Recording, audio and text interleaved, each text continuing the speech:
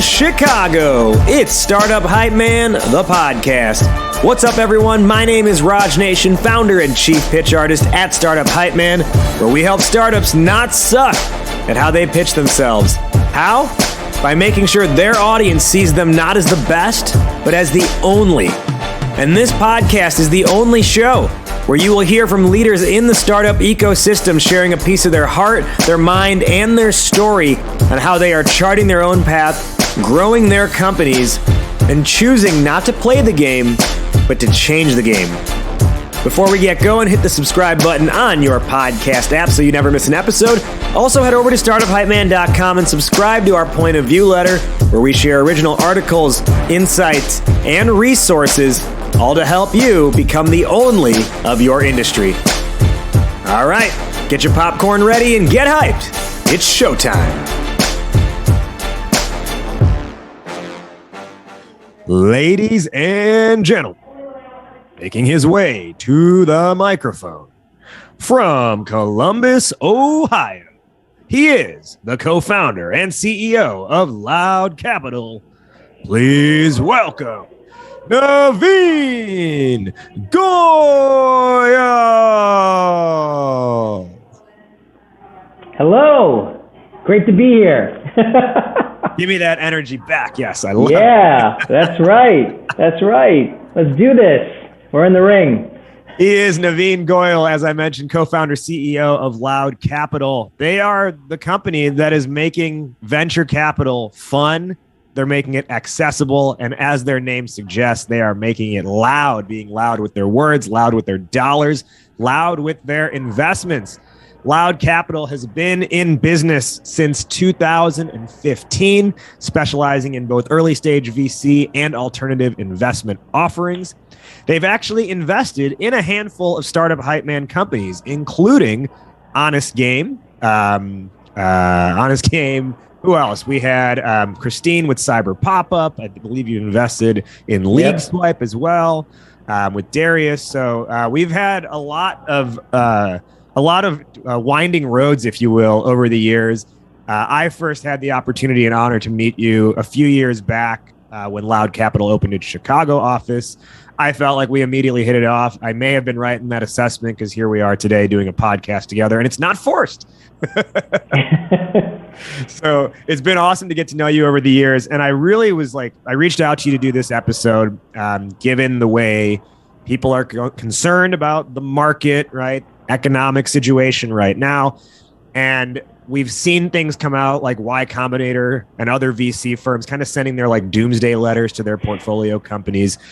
And I think it's been interesting, right? And I want to hear your take. And that's why our topic today, you know, Navin being a VC, is a VC's take on recession. So Navin, first off, welcome to the show once again. Why is this on your mind? Why is this important to you? Yeah, thank you. Well, number one, it's on my mind because people can't stop talking about it. Number one, it's literally one day the world, you know, the sun is out, and the next day suddenly it's raining and everything has changed. And so there are physical things that have changed, but the greatest portion of that is psychology. The greatest portion of that is our feeling. And we invest, we do things on emotion, we do things on how we're feeling. And suddenly there's this domino effect of everything is stopping, hold on to your money, do not invest $1, do not do this. So as you can tell by my initial gut answer, I feel I qualify myself as an entrepreneur, as a VC who raises funds, as well as a investor.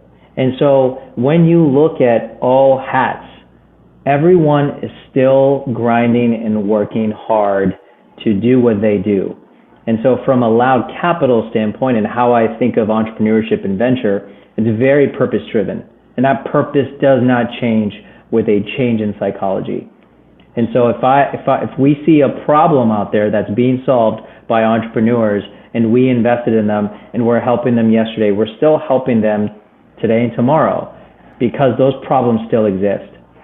That's really important because there are a lot of entrepreneurs, there are a lot of investors who say, hey, so what do you think's going on here?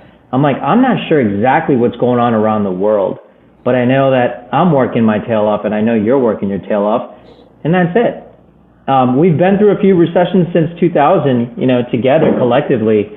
And what I've learned is people continue to invest and work hard during these, if we want to call them downtimes. I mean, the market is down, GDP is down, people start getting tighter with their money. People do have less revenue. Corporations, consumers stop spending as much as they did, let's say, yesterday. But the people who had dry powder still have dry powder.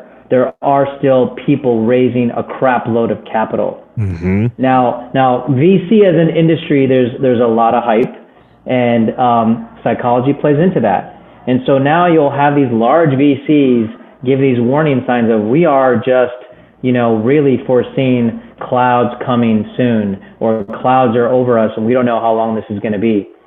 But when you're investing in solid business models, not hype, but really solid business models that make sense, and not forecasting them 3 years out and giving crazy multiples that never made sense, you don't have to put those warnings out and have these conversations. So I'll stop there, but that's why sometimes I just shrug it off a little bit, because nothing's changed. My stress is the same as yesterday. There's still hard work ahead, and I'm sure you feel the same way. Yeah, and I think, the title of the episode is VC's take on recession, but what's interesting is you actually have a much more dynamic take than that, given your background, being not only a venture capitalist, being a current entrepreneur, and also previously founding and selling a company. And then on top of that, I think you're doing so much in the community as well.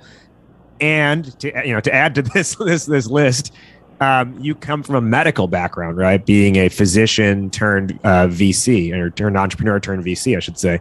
So let's learn a little bit more about your personal background, and then we'll come back to our main topic today. And I want to lean into that background, being a physician, because actually, medicine is one of those industries that's forever recession proof. People are always going to get sick. People are always going to need to get healthy. Now, you've written a lot about your background, going through medical school, living the physician life, some of the challenges and problems you saw, and why you wanted to, exit that lifestyle. But if we think about the good that you got out of medical school and your days as a full-time physician, what do you think you learned in that time period that sticks with you today, whether it's a good market or a bad market? Just what sticks with you today that you feel is like, man, if I never had that experience, I wouldn't be doing this now? That's a really, really great question, because what it did is it instilled a focus on people. And so when you're in medical school, when you're in a hospital, in fact, I was talking to a group of physicians and healthcare workers yesterday about what I take from my medical background into the entrepreneurial world. And I will say that when you are in the hospital, and so I'm a trained anesthesiologist, and so when it comes to the operating room, someone comes in, rolls in, a trauma rolls in. There's no focus on anything but the person, the patient. And I will say in a clinic, it's all about the patient. And then when it comes to billing, when it comes to all these other things that layer on in the medical world from a physician standpoint, those are secondary. Now, maybe even secondary to a fault. Then you go into let's just call it the business world. People get lost.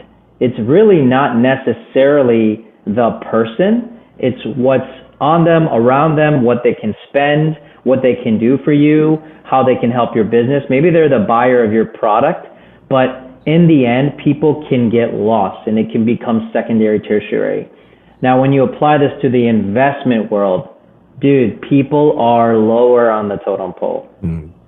Venture capital is a lot of numbers. There's about exits. It's about track record, so many things. But the individual, the team, the founding team, the people they employ, the community they serve, the stakeholders they serve, they get lost in the mix. And I know firsthand, and it's actually why I'm so motivated to really shape venture to be more people-driven.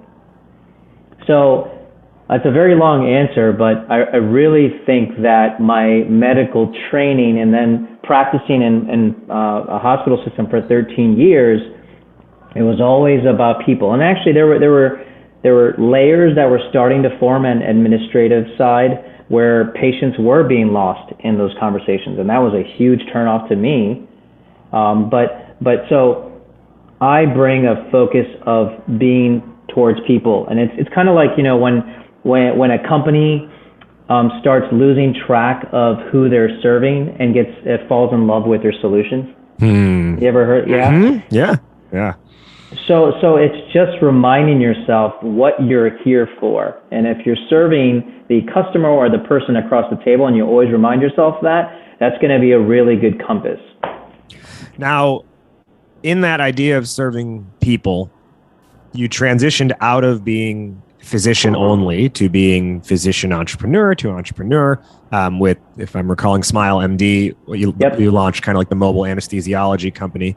And what I think is interesting about that sort of experience set, or even choosing to do that, is there are plenty of physicians. Well, I wouldn't even say physicians. There are plenty of people who can identify a problem. I think there's a difference between being able to identify between just identify a problem, but versus identifying a problem and also being able to recognize an opportunity that may exist around that problem. And so to take that as the backdrop and bring it into physicians, you know, like my brother, my sister-in-law, they're both physicians. They recently just got into like real estate investing, right, which is a different form. But I think what I find interesting in this is there are plenty of, whether it's physicians or otherwise, who are like, well, I'm just going to do this one thing I was trained to do because that's what I was trained to do. Why do you feel you were equipped, or how do you feel you even had that, like, you know, mental, whatever you want to call it, to say, hey, I don't just see a problem with this. I actually recognize a larger opportunity around this and I want to do something about it? You use the word equipped. So if you want to, I'm going to get on my soapbox for a second. Everyone is equipped, but not everyone is empowered. I am an empowered individual. Now that happened over time, and that can be a whole nother discussion, but slowly I became empowered. And so now when I see a problem, I believe it truly can be solved, whether it's me or someone else. And a lot of times I don't see people doing it. So I say, let's do something. So it's, you know, some people call it taking risk, moving forward on a step at a time, doing these things. And I literally talk to a lot of people about empowerment. If you do not feel empowered, all these amazing ideas, all these thoughts and experiences you have, you won't apply it to better yourself and better others, right? There's a lot of people who have so much to give and impact the world, which further impacts them. But they're not empowered. They actually feel like they can't do it, or they're not the right person to do it, or that people who do it are different. That is not true. They're just empowered. And it's really hard to just put it into one word, but lately I've been really coming down to that. And when people ask me, gosh, how come you've done this, or why have you done? I don't know. People can call it crazy and stupid too, by the way. Like, I've failed many times, fallen on my face, lost money, done this. I've done all that, but I keep getting up. Like, I will fall and I will keep getting up. And you know, I have two kids, two girls, 11 and 13.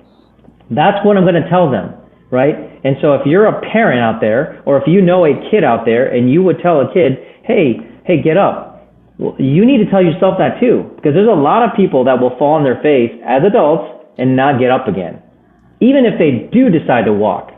So first take a step, then fall on your face, and then encourage each other to get up. We tell our kids that. So, you know, it's that mentality, converting all this experience and knowledge, and way smarter than people like me, but they don't act. If people acted, they would learn a lot about themselves and learn of what they can do and be empowered.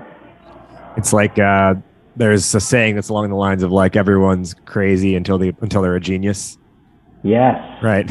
That's exactly right. And we become geniuses as we grow up. In structure, we overthink things, and then we're just like, oh no, we're not supposed to do that. When you look at a kid, a teenager, they'll do anything, and that is freedom, right? So with some guidelines, you take a teenager and you can do a lot of things in the world.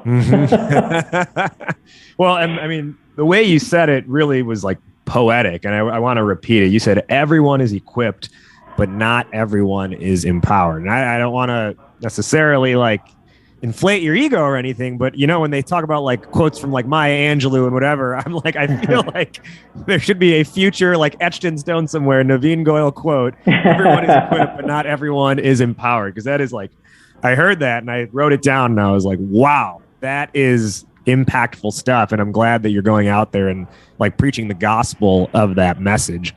And what it also makes me think of is, you know, you talked about this is all a process really of like learning about yourself. One of the things that, you know, I was on a panel recently and, you know, it was like an entrepreneurship panel. And one of the questions was around like, I don't know, how do you keep going? Stuff like that. And my response was like, honestly, like, it's so fun. Even when it sucks, it's still fun because I just keep learning things. And I was like, this is going to sound really geeky, but I geek out on the fact that there are things that I don't even know I don't know yet. And that I know if I keep going, I'm going to find out what I don't know to ultimately know those things. That is so fun. Dude, I nerd out on those things all the time.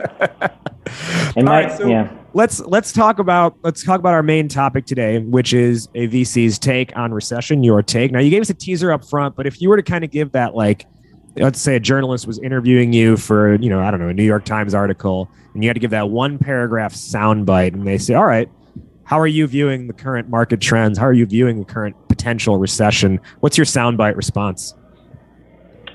The investing and looking at deals never stops. I think there's a shift from looking at more deals that forecast kind of crazy profit and crazy margins and crazy multiples, because since there is a recession, people say, oh, wait, maybe in a couple of years, we aren't going to be at this insane number in the stock market, and there won't be this GDP that is, you know, really still recovering from the pandemic and going crazy. That being said, all it really changes is the deals people look at. And so when people say people aren't investing as much or funds aren't investing as much, look, there might be some slowing down of it, but I will still say there are still checks being written and term sheets being dished out.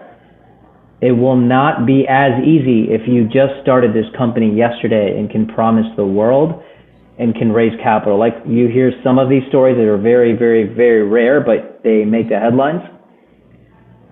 Our entrepreneurs in our portfolios, you know, I can't say that any of our entrepreneurs have raised easily. It's been hard. And we invest in a lot of underserved communities, a lot of women founders, a lot of first-time entrepreneurs. So we don't have people who were able to pick 10 VC firms and say, oh, I got 10 term sheets and I'm about to sign with them. So my perspective is a little different. So our tone with our entrepreneurs are not different because they have to work hard for every dollar, and that doesn't change. And then when the market is not writing big checks to a lot of founders, that doesn't change the world to them, and it doesn't change the world to us as a VC firm. So we are a small boutique, impact-driven firm who really feels there's an opportunity for investors. And so if you're a bank, a family office, an individual who are looking at VC as an asset class, and suddenly you're like, wow, everything's slowing down. This is actually the opportunity to invest because valuations are more reasonable. Alternative investments are not tied to the stock market. And so the market's down. And so suddenly people are like, wait, I do still have money. I don't want to sit on it because it's not growing at all. What should I do? And this is an opportunity for a person like myself and our team to educate people on why and how people actually make real money when they continue to invest now, right? Mm-hmm. So that's more than a paragraph, but you know. No. I even forgot I asked for a paragraph because I was so into that response. Okay, you said at the beginning of that, though, you said all it's really changed is the deals people look at. What kinds of deals were you looking at before? Has that changed specifically for Loud Capital? Yeah, so Loud Capital, we have not changed. So I was speaking more broadly as an industry from my perspective. Our deals we look at are the same: purpose-driven, problem-solving. That doesn't change with psychology or market dynamics, right? And so, like the first company I co-founded, SmileMD, we take care of kids on Medicaid who have 12 to 24 months wait. We're in Chicago, by the way, and you know what? A Chicago Medicaid kid who needs a dental procedure waits about 22 to 24 months. Wow. You're a 5-year-old kid, rotted teeth, and you need to go to the hospital to get your teeth extracted. You need anesthesia. And the hospital systems put dental and Medicaid very, very low on the totem pole. And so you have this long wait. Guess what? Nothing changes if the stock market's down. That kid's still waiting. We still go in and try to do it within a month. And that's why we exist. So we don't necessarily stress out about the market dynamics because you have a line of kids. You have insurance companies who still have money and are willing to pay for this because they still save money with our company. Now that was an example of SmileMD, but now you apply that to other things. When you have a smart business model solving a real problem and your customer is paying to get this done, that doesn't change. That might be a very simple answer, but now scale that up and the companies that are serving people and doing things that we need still continue. It's really, people talk about consumer products and the large, tech companies who are developing things for the next couple of years because they felt this continued growth are now slowing down. They're like, you know what, we don't need, it's just a revisit, it's a cycle. A recession is part of a cycle. It's not something that is unexpected. We just don't know when it's going to come, right? Right. It's having a party and we know the party's going to end. We just don't know what time. And suddenly the party's done and we're going home and we're bummed about it. We knew we had to go home, right? Yeah. Maybe I'm simplifying a little bit, but I mean, it's part of the cycle. I think that's a good simplification of it, though. It's a helpful simplification. And so now in that respect, I think what would be helpful is, I think there's a lot of entrepreneurs who don't necessarily understand like the flow of capital. Yeah. And I say that from conversations that I have had with different founders, right? Some of them are just like, oh, like firms just like have money. And I don't think they understand like where the money comes from. And what you're seeing is like Crunchbase articles and other TechCrunch articles talking about how like, oh, VC money is disappearing. Not that they're not in. Not only that they're not investing, but it's like because their own money is starting to disappear. I mean, and I'm not saying you're like a economic scholar or anything like that, but to the best of your ability, can you kind of like just explain almost like a economics 101 of like how the flow of capital actually works to help teach founders who are listening to this, like, so they can understand what's happening on the back end? Yeah. So let's say a lot of large venture firms have investors that are from corporations, pensions, banks, etc. And they put in X amount of money into their funds, and the venture funds manage that and invest and look for deal flow. And so it becomes a domino effect because let's say one of your investors is a large retailer who usually has a ton of money, and now that the market is really gone down and things are tightening up. And also, let's say their sales are lower. So that retailer who's an investor in your fund is slowing down. Now, they're also saying, look, we don't know how long this is going to be. We should just be a little bit tighter. Hey, venture fund, we're not necessarily going to continue investing with you. The venture fund says, oh my, you're not the first investor to say that. We're going to be slowing down. So less money will be coming in the fund, and they will now say, we're just going to, let's say, invest in our own portfolios that we have right now. We're just not going to look at new deals, or we're going to slow down our new deals, or we have less coming in. So now our deals are going to be a little more strict. We have to be a little bit more conservative. And so it's just like this domino effect. Now, what I tell an entrepreneur ask me, I will say the same thing, but then I'm going to finish it with, but they are still writing checks. So try to be that check. Now, I'm not trying to be insensitive. Like I've been a founder, raised capital. It's not easy, but you shouldn't stop and you shouldn't worry about that too much. You already have so much to worry about as a founder, right? And raising capital is another thing. By the way, I have this conversation every day. So once again, not trying to be insensitive, but I'm not sure what else to say. Keep trying, keep grinding. I've raised capital in a recession. It wasn't easy, it was harder. But if I thought about it too much, it would probably stop me and worry me and get me emotional and take my eye off the ball here, right? Yep. So I'm a very empowered person. I can only do what I can control. So when it comes to market dynamics and headlines and what people are talking about, which is constant, I try not to take that energy because it's negative energy. It sucks it out of me. Yeah, I appreciate that lens on it. I've seen a handful of LinkedIn posts recently from individuals talking about how like they're so worried about where the market is going. They don't know what's going to happen with their own company. And I feel like my viewpoint is similar to yours, where I'm like, I'm aware of it because I know it's important to be aware of it, but I don't let it dictate what I'm doing, or I don't let it become an excuse, I think is probably the better way to put that. Like, I'm not sitting here being like, you know what, I'm just going to intentionally project lower sales because there is a potential recession coming or because the market is down. If anything, I'm like, no, we're going to keep doing what works. We may have to adapt a couple things, but that is to make sure we continue to overperform, not underperform to meet, the market standards. I want to outperform the market as a company every single time, regardless of if it's high times or low times. Exactly. And you'll see historically, there's been companies that are founded during these kind of recessions, during these down markets. So when people say, I saw a post the other day, this is probably the worst time to have a startup or to start a company. I think it's opposite. I think it's the best time. To me, every day is the best time to start a company. But when the market's down, when everyone's sitting there and I'm not going to be insensitive. When people are really talking too much about it, it's like the doers get to work, right? Mm-hmm. Get your head down and get to work. And that's my mentality. Again, I'm empathetic and sympathetic to people, but after a while, it's go to work time. So, you mentioned in your advice to the founder, you were like, keep going out there, keep taking meetings. And I think I want to come back to that because I think it's important, right? If I'm hearing you correctly, the number of checks being written may be slowing down for certain firms, but the meetings don't stop. Did I hear that correct? If I had to guess, the meetings also might slow down, but nothing has stopped. People are investing this moment. People are getting term sheets this moment. People are in a meeting this moment. So if there's even one person out there in the world having a meeting right now, then people are having meetings. Well, why does it matter if there's 100 meetings or 1,000 meetings going on right now? What does that have to do with you? So let's take that. And then if there's a founder who's trying to raise capital, you mentioned earlier, hey, it might be a little bit tougher if you're like very early stage and you're trying to just purely sell a promise with zero traction.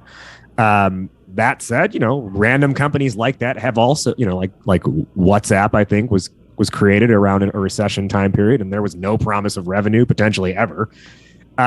What is a strategy or what are some strategies a founder can bring to the table in their pitch to help sell the viability of what they're building, particularly if they are early stage?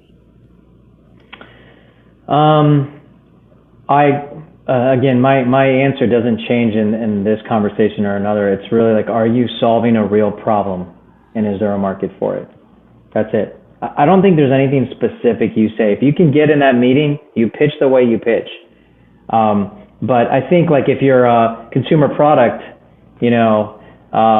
company, and you have this thing of like, oh, everyone's spending so much money on this, and you might have to adjust that because you're like, wait, things have changed so much, and now consumer spending, let's say on these kind of items, have slowed down. I mean, that's possible, but we usually don't look at those kind of things, so I don't think about it too much. But when it comes to, again, solving a real problem, whether it's an energy problem or an education problem or a healthcare problem, those things exist. And if it's a solid business model that you've built or you're building, you'll be taken seriously. I think, again, down market or up market. The other thing I want to mention is, I've been having more conversations about this, is there may be and I don't know this objectively, there might be a shift of the later stage company investments going a little bit earlier, which could be really good news for folks. Because when you are earlier, you are cheaper and less proven and less hyped, right?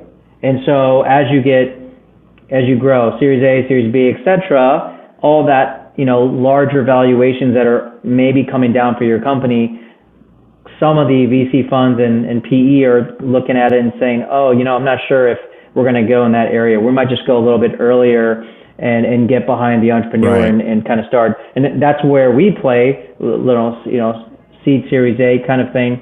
We love it down here because maybe it, once again, not affected as much with market dynamics. And by the way, I probably should qualify the statements I'm making is really looking at more of the early stage. When you look at later stage, it gets very different. There's a lot larger checks. There is a lot more forecasting. Down here, there's not as much forecasting. It's really focused on the mission, the core team, and the opportunity ahead. And I think that's why I like it, because I think it's very entrepreneurial. Yeah, overhead expenses are still relatively low. And that's what I think, I had someone ask me recently, they were like, for Startup Hypeman, like, is your clientele dropped? I was like, actually, no, we've actually had our best months recently. And I think part of it is the fact that at early stage, you're not really affected by these macro trends so much because you don't have a staff of 700 that you've got to now be like, oh, we got to lay off half of them. Yeah, exactly. That's exactly right.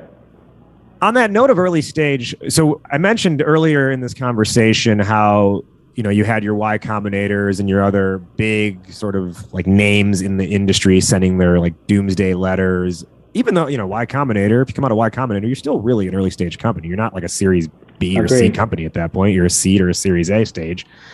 And they were like, pull back on all expenses, focus on revenue, which I know you're going to, I'm like, shouldn't that have always been the case?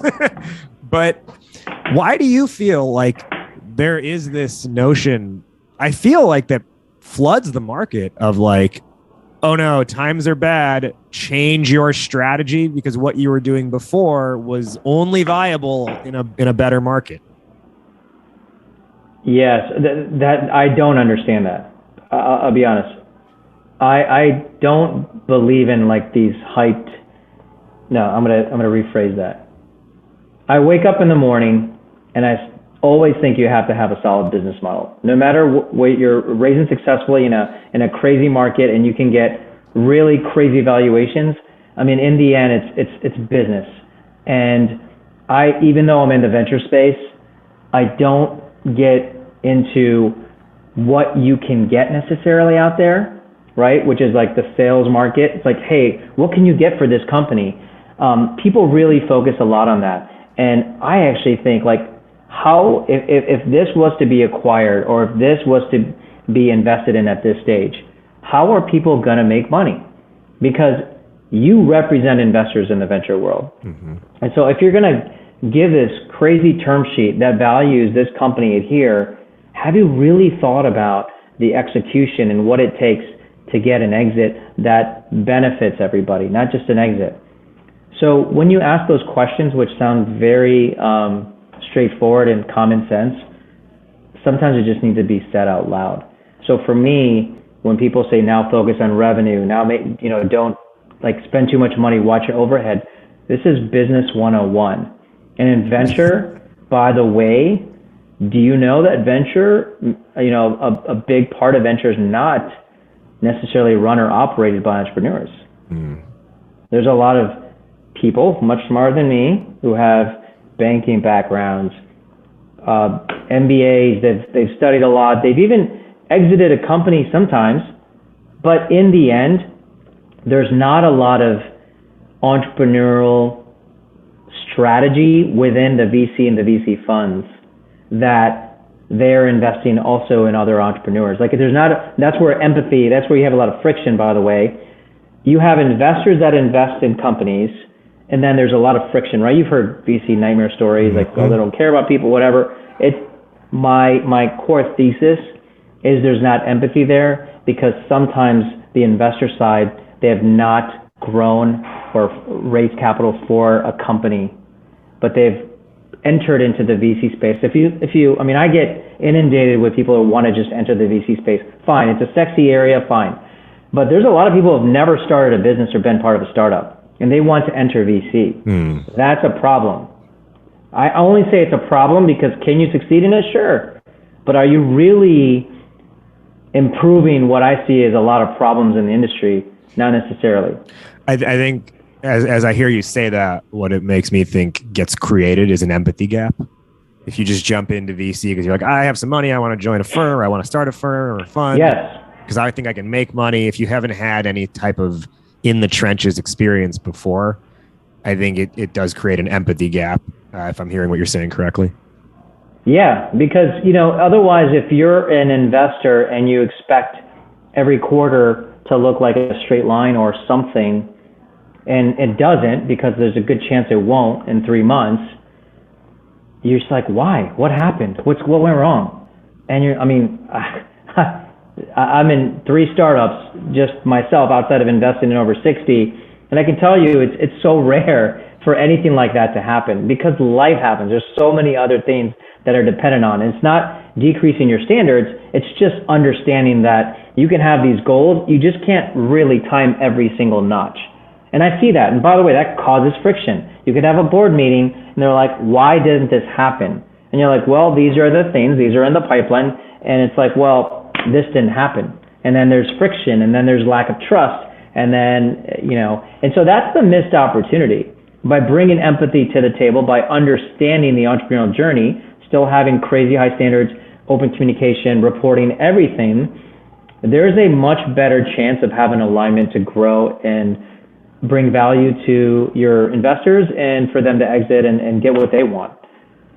Which is why I think on the founder side, it makes a lot of sense, not just look for money, but look for strategic partners at the same time. And given that founders, as you're out there on that journey, trying to find the right strategic partners, it's important that you want to gain investment from a firm that's going to truly understand the market and also the product. And on your side, I think it's your responsibility to be able to deliver a product that is going to actually withstand the market regardless of what's happening in the market. And that's where a partner like Makito can come in and help, because you know what? Creating an app is easy, but making it stay afloat in the market regardless of what's happening isn't the easiest thing. In fact, 4 in 5 apps launched in app stores get deleted after a single use, which is kind of crazy, but it's true. If I look at my phone, there are I would say more than half of the apps on my phone, probably 90% of them are they have the little cloud icon next to them because I downloaded them one time, don't use them, forgot to delete them, but they're back in the cloud. And at some point, again, maybe I'll reuse it or maybe I'll just toss it off my phone altogether. So how do you thrive regardless of market forces without having a profound product strategy experience? Well, there's good news. You're not just doomed to failure if you can't figure it out yourself. Instead, you can grab an experienced partner that can help you all the way through. And that's where Makito comes in. They're a team of design, software development, and product strategy experts that have built over 150 successful products for both startups and enterprises. So what that means is that they have the know-how and the strategy and the experience to build something for the enterprise scale. But at the same time, they have the agility, the adaptability, and the know-how to be able to get it right at the startup level. So whether you're just getting launched, whether you've launched and you want to scale up, whether you're trying to continue your scale, Makito can meet you where you are and be your partner on your journey. And so your app might be the 1 in 5 that doesn't get deleted and continues to get usage and continues to gain more users. The only way you can find out is if you talk to Makito. Where can you do that? Go to makito.com/hypeman. That's MIQUIDO.com/hypeman. Makito.com/hypeman. And today on Startup Hypeman, the podcast, we're talking with Navin Goyal from Loud Capital, sharing his take on the current market conditions of a pending recession. A couple more questions here before we hit our wrap up, Navin. I've sat back and thought, okay, if I were going to start a company today, a new company today, and let's just assume I'm not limited by my own capabilities or anything like that. If I could just have a pick of anything and I didn't necessarily care about my own vested interest in the industry, to me, one of the most attractive industries I could get into would be cybersecurity. And I know there's actually been recent articles that cybersecurity funding has actually gone down. But the way I look at it is I think cybersecurity is probably going to be one of the most important industries over the next 5 years, given the fact that remote work is so prevalent. And every company needs to make sure that when their employees are working remotely from home, that they're protected. So freelancing is growing like crazy. And the average freelancer doesn't have a VPN, for example. That's how I look at things. And I'm saying, hey, you know what? This seems like a great time. If you're just going to start a company, cybersecurity seems like a great industry to get into. What are you like? If you're talking to someone who's, again, all things equal, and you're like, hey, these two, this one, this two, these three industries, these are money industries to get into because of these trends. How do you think about that? What are some attractive industries to you? Well, I look at, and cybersecurity is, I agree with your assessment. I think that's huge. And as we rely more remotely, including corporations, I think there's a lot of protections that we'll need in place. So I think cybersecurity is huge. When I think of large industries that are no longer serving the original recipient, which is people, well, two things come to mind. Number one, the educational system. So not only the expense of higher education, but the whole alignment of going to school, learning in a traditional classroom, being lectured by an educator. By the way, educators are leaving schools and leaving colleges. Like, there are a lot of teachers who will now say they are burned out. They don't feel like they are serving the student, which was the original intention of school, and yet they're serving more the behemoth of the system, right? And making sure their T's are crossed and I's are dotted. So I think there's a huge opportunity to start teaching kids and teaching even adults education. That's a very broad industry, but there is a lot coming, and we're personally working on our own online platforms and ways to get credentialed, because right now you get a expensive, let's say we're talking college, expensive degree. That degree doesn't necessarily unlock opportunities. It used to, and it made sense at the time. Right now, today, things are changing so quickly, and colleges are so expensive. What does that piece of paper really do for you? It might be specifically on a medical track. I need to do this, and you have a couple doors that are unlocked. But for the people who don't know what they want to do yet, that's a very expensive piece of paper. And so when you talk about specific workforce training, what do I need to learn to get employed? What experience do I need to get employed? That's where education has a big opportunity. And then the second thing is healthcare, which I know a good amount about, but once again, hospital systems, medical systems aren't necessarily focused on the patients, because whatever patient comes in, that's maybe in their system, but there's so many patients that aren't getting touched or don't have access to their systems. What can we do? And so just this Smile MD journey of learning that we're taking care of kids now that larger, well-funded hospital systems with so many specialists aren't touching, it opens your eyes to people are not getting the care they need, preventative and when they need it. And so I think there's a lot of opportunity to take care of people. I think on the first point with the education, the other thing that I feel like is so, I guess, relevant or important, as we've seen over the last couple of years, so many things going online, is like, no one has truly figured out what's the right way to create an online learning experience. Like what 99% of schools around the country did was they did Zoom calls, right? Or like Google Meets, where they said, all right, here's what an in-person analog experience is like. Let's just bring that online. No one's really cracked, to my knowledge anyway, no one's really cracked that nut or cracked that egg on what should, like if we were to reimagine online learning as the base point, like what should that look and feel and sound like? And I think we've had too much of like Zoom calls, which again, Zoom wasn't designed for education. It was designed for this. It was designed for two business people to talk to each other in a meeting. Maybe it was designed for podcasting as like a secondary purpose. And when you got all these companies who are doing that, or Google Meet, or excuse me, schools rather, who are doing that or Google Meet, they're taking what was an analog experience and just putting it online, as opposed to saying, what is a native digital experience supposed to look like? Yeah.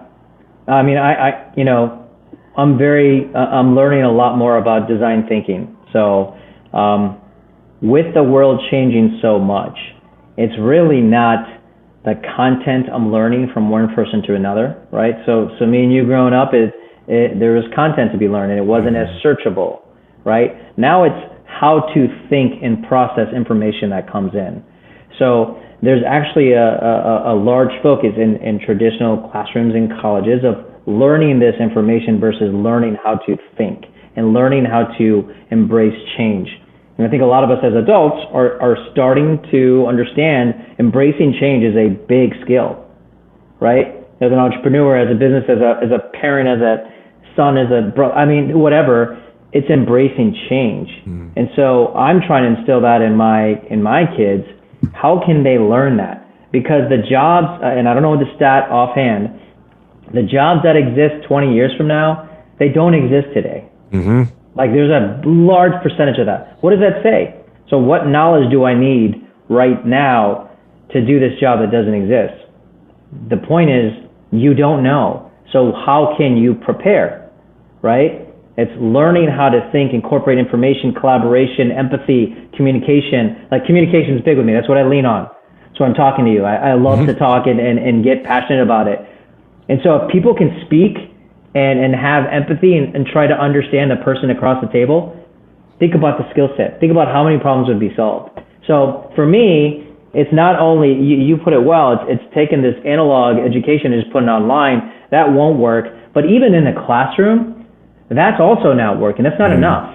You know, you need to bring in experience. I would love to bring in more experiences into, let's call it this classroom, whatever that looks like. So even if there's online learning exclusively, like that's the new school, that should be a really small portion of going out there and seeing and experiencing and failing and doing these things. This should be as a student, not just as an adult. One more question here before we begin our wrap up, and I just want to bring it back to the founder capital raise for a moment. What advice do you have, or I guess, what do you recommend for how precise a founder should be when they talk to you or pitch you or an investor for that matter on their go-to-market or their traction strategy? And perhaps to help qualify that a little bit, every now and then I run into founders where, you know, we're working with them and I'll ask them, okay, what is your go-to-market strategy? And they'll respond and they'll say social media. And I'll say, what about social media? And they'll be like, what do you mean? And I'm like, what are you going to do? And they don't really have great follow-up answers. I think in their mind, they think, oh, I don't know, we'll just start running ads and people will find us, or we'll just create an Instagram account or a Facebook account, whatever it might be. And I'm like, you can't be that clueless about how you're actually going to start getting people. Or like, one person I talked to was just like, oh, we'll just start running ads on our platform. And I'm like, it took Facebook like 7 years and millions of users for it to be worthy of a single advertisement. You can't just assume just because you have 9 users on your platform, any advertiser is going to want to run ads. You have to know how to recruit advertisers anyways. So I obviously am very passionate about having a strong go-to-market strategy. I'm curious on your side of the table, what do you like what level of precision do you like hearing? Can it be as broad as just, oh, social media, we'll figure it out? No, I mean, you said it well. I mean, in the end, there's a lot of people who throw something out and say, oh yeah, I'm gonna put this towards marketing. Okay, what's your marketing plan? So it's just digging deeper. That's part of the diligence. I do appreciate what you said, though. There's still a lot of folks who think social media is a billboard. And it's really just, oh yeah, we're just gonna put this and pop that on. And there's so much more. I think it's getting more complex today, right? Because us as consumers are consuming differently, right? We now like video more, and we're getting used to that. And so there's a static versus a dynamic image. I mean, there's a lot more, and we're getting inundated by so many other platforms. So, people aren't paying attention to Facebook like a few years ago. Not even close. No young folk, young folks are not on there. Like they just aren't. And people don't. Yep. I mean, no, I have to corroborate that in the sense that like I used to be on Facebook multiple times a day, and now I look at it maybe every 2 weeks. Like I literally missed my friend's July 4th barbecue invitation because it was just a Facebook event, and I logged in on like July 7th, and I was like, oh crap, I missed that. Yeah. So to answer your question, dig deeper. You can talk macro all you want, but in the end, it comes down to Not only saying this like, oh yeah, we have a strategy, but like really questioning that process. How have they thought about it? Mm-hmm. Do they really understand it? And I think right now at this stage in my journey, I can recognize now how kind of green people are or how inexperienced they are, only because I've been there, and I still have a lot more to learn. But I know if people truly understand that if they're going to budget for this area, how are they going to use it? And if it doesn't work, or when it doesn't work, what are they going to do about it? Because what happens a lot of time is, and I remember myself several years back, oh yeah, we're going to do this. But then what's step two? When that doesn't work, if you ask that question, when that doesn't work, what are you going to do? If they don't have an answer, there's a really good chance they haven't thought deeply about it, or they haven't have enough experience to really know it's going to fail. And that's what you need to do. And that's what I've learned. I mean, I've failed so many times in different decisions over the years, and I use that for a positive learning aspect. Okay, so when this doesn't work, what do you do? How are you going to make money? How are you going to continue employing people and building a business? And so it's just asking questions and listening and hearing their thought process, because they are going to potentially take your investment, which represents your investor dollars, which you worked really hard for. So this is not easy stuff, but the world's not easy. Final quick questions here to wrap up. First off, Navin, where can our listeners find you? Where can they find Loud? Where can they learn more? Yeah, so I'm on LinkedIn all the time. I post a couple times a day. They can find me on LinkedIn and Instagram. Loud Capital has a loud.vc is our website, and there's ways for investors to look for different alternative investments. Right now, we've been investing a lot into our own portfolio companies as they grow. We have over 60. Some of them are yours that you work with, and they're growing. So we're really supporting right now our own companies as they grow, because we started very early with them. And we're always talking to investors who have dry powder and are very hesitant for the public markets. Who is one person who you want to give a shout out to? I will give a shout out to my guy, Blake Overlock in Chicago. All right. Yeah, he's recently been stepping up and doing really, really, really important and big things for us. And to have him on the team, not past a couple of years, and to do what he's doing today, I'm very proud of him. So. Right on. Shout out to Blake.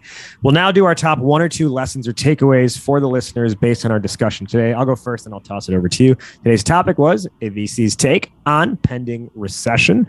2 things I think that really stood out to me is don't let it become signal. It is noise. It is noise that is out there. Don't let it become signal. And I have to echo again what you said at the beginning, which was really more about having the right mindset at any point of the entrepreneurship journey, which is everyone is equipped, but not everyone is empowered. Navin, top 1 or 2 lessons or takeaways for the listeners on dealing with a pending recession. Control what you can control, which many times is just the things around you. It's not about what you read, the market, what people are talking about. It's what you can do today. And that doesn't change whether the sky is cloudy or it's sunny. Whatever you can control, and things usually work out for the best. Control what you can control. My final question, which is how we end every episode of this show, fill in the blank, Navin. Entrepreneurship is blank. Education. Entrepreneurship is education.